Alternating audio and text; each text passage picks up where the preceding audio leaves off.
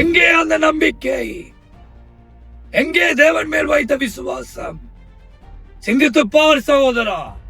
உன் விசுவாசம் பணத்துக்கு போய்விட்டதோ?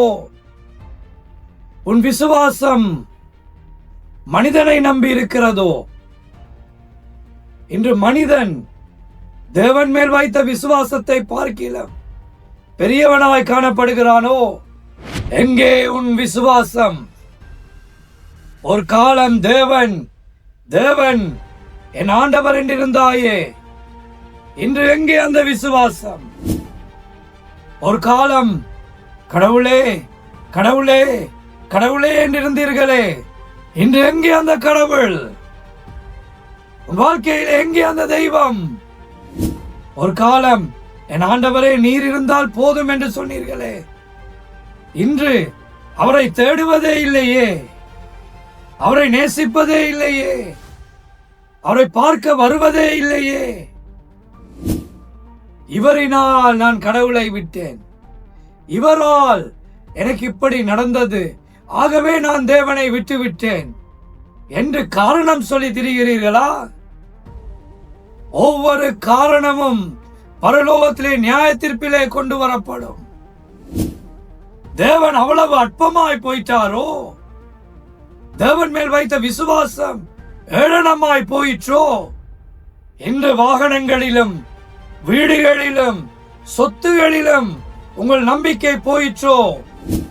படிப்பை நம்புகிறீர்களே, படிப்பு மரணத்தின் முன்பதாக உங்களோடு வருமோ?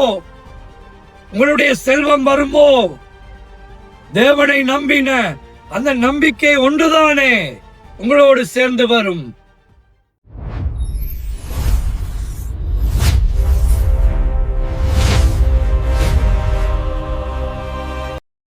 சகோதர சகோதரிகளே, இன்று உலகத்திலே ஒரு ஏமாற்றம் உண்டாயிருக்கிறது. மனிதன் மனிதனை ஏமாற்றுவது சர்வ சாதாரணமாய் மாறி இன்று தெய்வத்தை ஏமாற்றுகிற மனிதனாய் மனுக்குலம் மாறி இருக்கிறது. தேவனை மனிதன் ஏமாற்ற முடியுமோ என்கிற ஒரு கேள்வியும் இருக்கும் பொழுது, ஆம், மனிதன் தன்னை தானே ஏமாற்றி, மனிதன் மற்றவனையும் ஏமாற்றி இன்று கடவுளை ஏமாற்றுகிற அளவுக்கு தன்னை மெச்சிக்கொள்ளுகிறான்.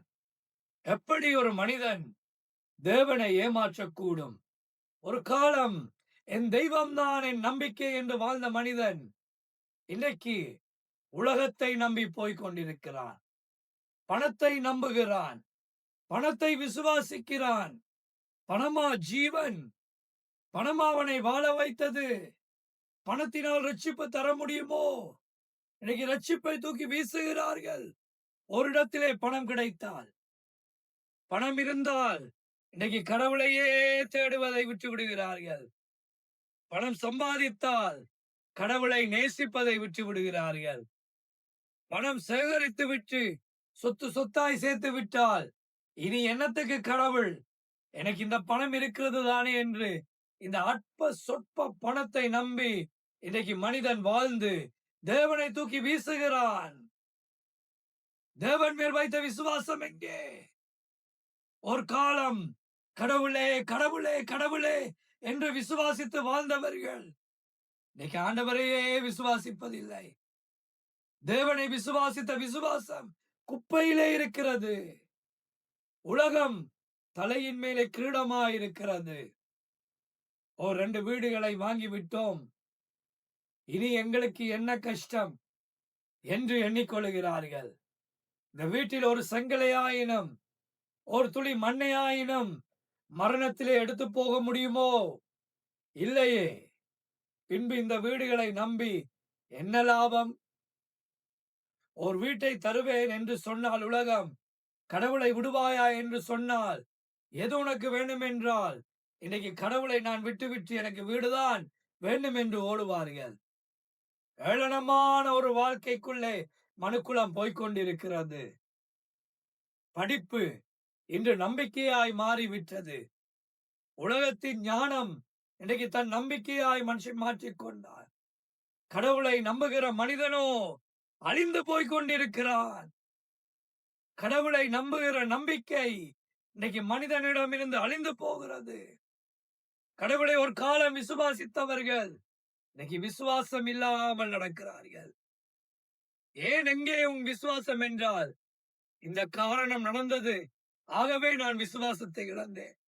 இவர்தான் காரணம் என் விசுவாசம் நான் இழக்க, இவரினால் நான் விசுவாசத்தை இழந்தேன் என்று சொல்லி காரணம் பேசுகிறது இந்த மனுக்குலம். அந்நிய ஜனம் மட்டுமல்ல, தேவனை அறிந்தவர்கள், தேவனை ஏற்றுக்கொண்டவர்கள் இன்னைக்கு விசுவாசத்தை உலகத்தின் மேல் வைத்து, மனிதன் மேல் வைத்து, பணத்தின் மேல் வைத்து, அந்தஸ்தின் மேல் வைத்து, படிப்பின் மேல் வைத்து, உலக லௌகீகத்தின் மேல் வைத்து, தன் திறமையின் மேல் வைத்து கடவுளை விட்டு போகிறான். இது ஏமாற்றம் அல்லவா? இது தேவனை ஏமாற்றுகிற ஒரு செயல் அல்லவா? நான் உண்மையே நம்புவேன் என்று சொன்னவர்கள் இன்னைக்கு நம்பாமல் இருப்பது ஒரு ஏமாற்றத்துக்குரிய காரியம் அல்லவா? கர்த்தரை விசுவாசித்து வாழ்ந்தவர்கள் இன்னைக்கு அவிசுவாசிகளாய் திரிகிறார்கள். ஒரு பிரச்சனை வந்தால் கடவுளை விசுவாசிப்பதில்லை, கடவுள் விடுதலை தருவார் என்று சுய முடிவுகளை எடுப்பார்கள். சுயமா எங்களால் எடுக்க முடியும், எனக்கு உரிமை உண்டு என்று தன்னை விசுவாசிக்கிறார்கள். சிலர் காலத்தை விசுவாசிப்பார்கள், கொஞ்ச காலம் போனால் எல்லாம் சரி வரும். இல்லை, அப்படி அல்ல. காலத்தை விசுவாசிக்காதீர்கள். உலகத்திலே சமாதானம் என்கிற ஒரு பெயரை வைத்த ஒரு நகரம் ஜெருசலேம். சலேம் என்றால் சமாதானம். ஆனால் 4000 வருஷங்களாய் சமாதானம் இல்லாமல் இருக்கிறது. 4000 வருஷம் மாற்றவில்லையே அந்த நிலையை. காலம் மாற்றாது. காலத்தை நம்பாதிருங்கள். உலகத்துக்குரியவைகளை நம்பாதிருங்கள். இன்னைக்கு சில மனிதர்கள் அன்பாய் பேசி சில உறவுகள் வந்துவிட்டால் கடவுளை தள்ளி விடுவார்கள். எனக்கு என் நண்பன் போதும், எனக்கு என் உறவு போதும், எனக்கு என் சகோதரர்கள் போதும், எனக்கு என் புருஷன் போதும், எனக்கு என் மனைவி போதும், எனக்கு என் பெற்றோர் போதும், எனக்கு என் பிள்ளைகள் போதும் என்று சொல்லி ஏமாந்தோரே இன்னைக்கு உலகத்தில் அதிகம். மனிதனை நம்பி எல்லாவற்றையும் இழந்திருக்கிறார்கள். சிலர் சொல்வார்கள், என் பிள்ளைகள் தான் என் உயிர், என் பிள்ளைகளுக்காக தான் நான் வாழுகிறேன். கடைசியிலே அந்த பிள்ளைகள் வளர்ந்து துரோகம் செய்வார்கள். எல்லா இடத்திலும் துரோகம், நம்பிக்கை துரோகம். அப்படி உள்ள மனிதனையா நம்ப போகிறீர்கள்? அந்த மனிதனையா விசுவாசிக்க போகிறீர்கள்? தேவனை விசுவாசியுங்கள். ஆண்டவராகிய இயேசுவை விசுவாசியுங்கள். உங்கள் விசுவாசம் தளராமல் இருக்கட்டும். எங்கே அந்த விசுவாசம்? ஒரு காலம் விசுவாசித்தீர்களே, பிரச்சனையா? தேவனை விசுவாசித்து விடுதலை கண்டீர்கள். ஒரு தேவையா? ஆண்டவரை பிடித்து இறுக பிடித்து அவர் அருகே இருந்து விசுவாசித்து ஜெயம் கொண்டீர்கள். இன்னைக்கு எங்கே அந்த விசுவாசம்? அந்த விசுவாசத்துக்குரிய ஜெபம் எங்கே? இனி நீ ஜெபிக்கிறாய் இல்லையே? நீ உன்னை நம்புகிறாய், உன்னை சுற்றி இருக்கிறவர்களை நம்புகிறாய், நீ செய்கிறவைகளை நம்புகிறாய். இதுதான் அடையாளம். ஏன் உன்னால் வேதம் வாசிக்க முடிகிறதில்லை? என்னால் முடியும். காலையில் எழுந்தால் என் பலத்தால் முடியும் என்று நீ உனக்குள்ளே ஆணவம் கொள்ளுகிறாய். வேதம் வாசிக்கிறவன் தன்னை தாழ்மைப்படுத்துகிறான். தேவனே, நான் எப்படி வாழ வேண்டும், நான் என்ன செய்ய வேண்டும் சொல்லிதாரும் என்று கேட்கிறவனே வேதம் வாசிப்பார். உன் விசுவாசம் குன்றி போகிறது சகோதரா, உன் விசுவாசம் குன்றி போகிறது சகோதரியே. மனம் திரும்பு, மனம் திரும்பு. ஒரு காலம் கடவுள் கடவுள் கடவுள் என்று எல்லாவற்றையும் செய்தவர்கள் உலக அற்ப மனிதர்களுக்காய், மனிதனுடைய பேச்சுக்காக கடவுளையே தூக்கி வீசிவிட்டு போய்விடுவார்கள். காரணங்களை காட்டி, இதனால் நாங்கள் இப்படி போனோம், இதனால் இது நடந்தது என்று காரணம் சொல்லுகிறார்கள். எந்த காரணமும் நியாய தீர்ப்பிலே உதவி செய்யாது. எந்த காரணமும் நியாய தீர்ப்பிலே உதவி செய்யாது. மனம் திரும்புவோம், ஆண்டவரிடம் வருவோம். இன்னைக்கு கேட்போமா, கடவுளே, உம்மை நான் விசுவாசித்து வாழ வேண்டும். ஆண்டவரே, நான் உண்மையே விசுவாசித்து வாழ வேண்டும் என்று கேட்போமா? எபிரேயர் 6ஆம் அதிகாரம் 4ஆம் வசனத்திலிருந்து 6ஆம் வசனம் சொல்லுகிறது, உங்களை விசுவாசத்திலிருந்து விழத்தள்ள எது காரணமாயிற்று? யார் காரணமாயிற்று? தேவன் மேலே உண்மையாய் அன்பு வைத்தால் எந்த மனிதனும் உங்கள் விசுவாசத்திலிருந்து உங்களை விழத்தள்ள முடியாது. ஊழியங்களுக்குள்ளே வருவார்கள், ஊழியங்களை செய்வார்கள், போராட்டங்கள், பிரச்சனைகள், ஒரு 10 பேர் மென்மையாய் பேசினால் பெருமை வந்துவிடும். இல்லை, ஒரு 10 பேர் ஏளனமாய் பேசிவிட்டால் மான பிரச்சனை வந்துவிடும். இனி கடவுளே வேண்டாம், ஊழியமே வேண்டாம், தேவனே வேண்டாம், என் வழியிலே நான் போகட்டும் என்று தேவனை விசுவாசம் இல்லாமல், தேவனை விசுவாசிக்காமல், உலகத்தில் வருகிறவைகளை விசுவாசித்து கடவுளை விட்டு போகிறார்கள்.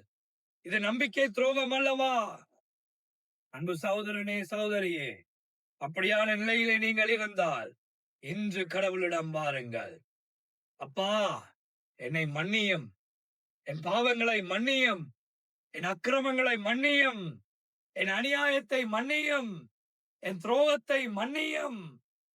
நான் உம்மை விசுவாசிப்பேன் ஆண்டவரே. நான் உம்மை விசுவாசிக்காமல் உலகத்தை நம்பினதற்காய் என்னை மன்னியும் என்று கேட்டு பாருங்கள். உங்களை மன்னிப்பார், உங்களை அரவணைப்பார். It's okay, my child. Come back to me. It's okay. Whatever has happened, let it be as it is. You believe me. You have faith in me. என்று சொல்லி உங்களை அணைத்துக் கொள்ளுவார். அவர் பாதத்திலே வருவீர்களாக.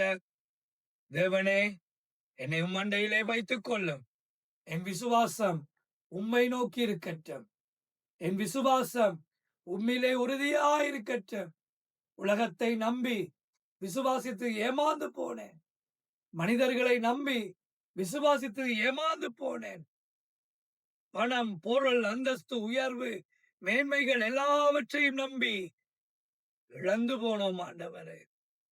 உம்மையே நம்புவேன் என்று சொல்லி அடிபணிவோமா? மன்றாடுவோமா? இப்பொழுது கரங்களை கூப்புங்கள், கண்களை மூடுவோம், ஜெபம் செய்வோம்.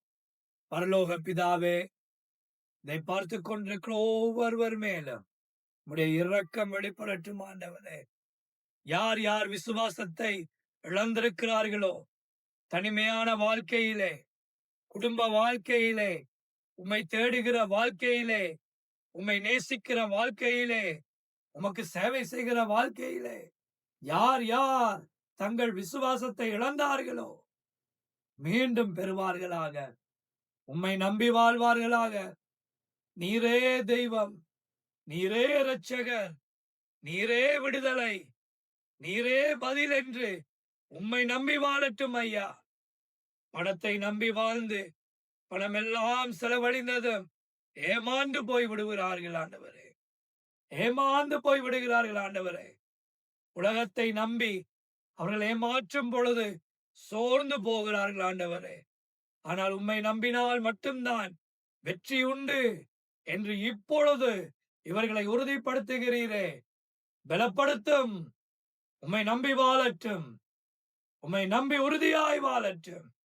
உம்மை விசுவாசித்து வாழட்டும். யாருமே என்னை விழத்தள்ளினார்கள் என்று சொல்லாதபடி, இவர்கள்தான் காரணம் என்று தங்கள் வீழ்ச்சிக்கு மற்றவனை சொல்லாதபடி, இந்த காரணங்கள் தான் நான் வீழ்ச்சியை அடைவதற்கு காரணம் என்று சொல்லாதபடி மனம் திரும்ப அனுகிரகம் செய்வீராக. தெய்வமே, விசுவாசத்தை வளரச் செய்யும். உம்மை நம்பி வாழட்டும். உம்மை நம்பி வாழட்டும். உம்மை விசுவாசித்து வாழட்டும். அனுகிரகம் செய்யும், உதவி செய்யும். உம்மையே நம்பி வாழட்டும். இயேசு கிறிஸ்துவின் நாமத்தினால் ஜெபம் கேட்கிறேன் நல்ல பிதாவே, ஆமென். அன்பு ஜனங்களே, தேவனை விசுவாசியுங்கள். அவரை விசுவாசிக்கிற விசுவாசம் ஒன்றுதான் உங்களை இம்மையிலும் ஜெயமாய் வாழ செய்யும், மறுமையிலே உங்களை நித்திய ஜீவனுக்குள்ளே கொண்டு செல்லும். இந்த உலகத்திலே நீங்கள் சம்பாதித்தவைகள், நீங்கள் அனுபவிப்பவைகள், நீங்கள் காண்கிறவைகள் ஒன்றுமே நிலை இல்லை. இயேசுவை விசுவாசியுங்கள். இயேசுவே ஜீவனையும் தருவார், இம்மையிலே ஆசீர்வாதத்தையும் தருவார். May God bless you.